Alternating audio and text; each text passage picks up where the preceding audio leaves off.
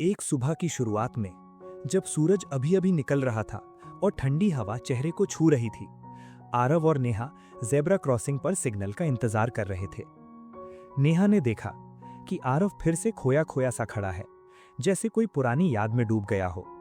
उसने हल्के से आरव के सिर पर थपकी मारी। ए, कहाँ खो गया है तू? फिर से सपनों में? आरव चौंका, हल्के से मुस्कुराया और बोला, नेहा सुन, इस क्रॉसिंग के बारे में एक अजीब अफवाह सुनी है।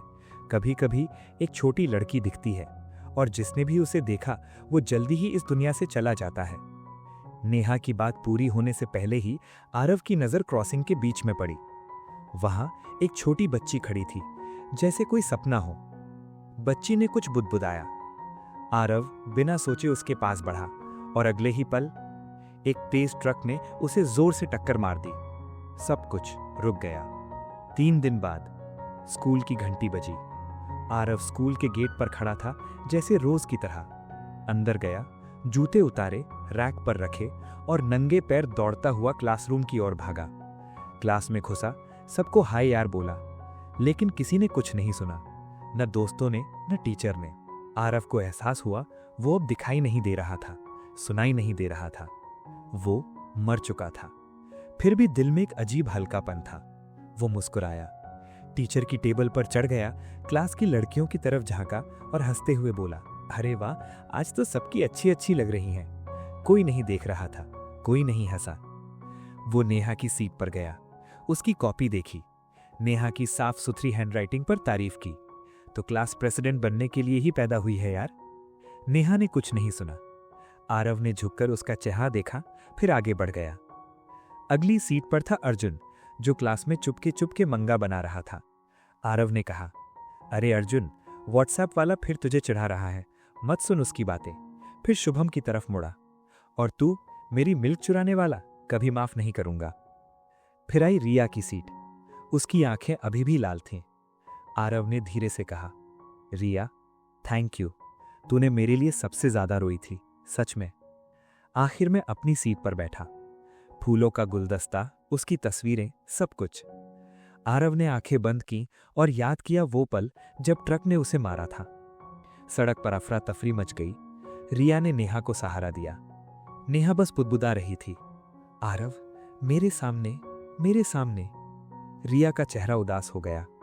एम्बुलेंस आई, आरव को ले गई। पास में अर्जुन खड़ा था, कांप रहा था। वो खुद से बड़बड़ा रहा था, मैंने ही शाप दिया था उसे मौत का। आरव ने उसे सांत्वना देने की कोशिश की, अरे पागल, तेरी कोई गलती नहीं। लेकिन अर्जुन सुन नहीं पाया। क्लास में सब नेहा के पास इकट्ठा हो गए। तू ठीक है ना? रिया रो पड़ी। मैं तो बस आरव के लिए। वो बार बार माफी मांग रही थी। नेहा ने उसे गले लगाया। सब एक दूसरे को सांत्वना दे रहे थे, जैसे परिवार हो। वापस प्रेजेंट में आरव मुस्कुराया, थैंक यू सबको। अर्जुन सॉरी, अगर कभी मैंने तुझे बहुत चढ़ाया। रिया अगर जिंदा होता तो मैं तुझसे डेट पर जाता, सच में। वो उठा, क्लासरूम को आखिरी नजर देखा और चला गया। शाम को क्रॉसिंग पर नेहा आई। आरव और वो छोटी बच्ची जिसका नाम था मीरा वहां खड़े थे। आरव चिल्लाया, नेहा तूने मुझे धक्का क्यों दिया? तुझे मुझसे नफरत थी क्या? और अब किसी और को? लेकिन नेहा सुन नहीं पा रही थी। उसकी आंखों में अफसोस था। 10 साल पहले आरव, नेहा और मीरा तीनों बच्चे थे। आरव कॉमन राइडर बनकर दौड़ रहा था। मीरा बीच सड़क पर बैठी थी, खुश होकर उसका नाम पुकार रही थी। नेहा ने कहा, आरव जल्दी आ, मीरा आई है। फिर एक दिन हादसा हुआ। मीरा ट्रक के नीचे आ गई, सब टूट गए। अब नेहा और रिया साथ चल रही थीं। रिया फिर रो रही थी। नेहा ने उसे पीछे से गले लगाया, रो मत, आरव तेरे साथ है, मैं जानती हूं।